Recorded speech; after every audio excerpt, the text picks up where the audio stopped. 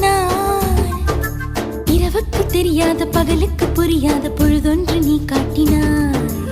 இதயத்தில் நீ இருப்பதனால் நான் தூங்கும் நேரத்தில் என்னுள்ளே தூங்காமல் நெஞ்சுக்குள் வாயாடினாய். கண்ணாடி நீ கடிகாரம் நான் உன்னுள்ளே ஓடோடி வாழ்வே.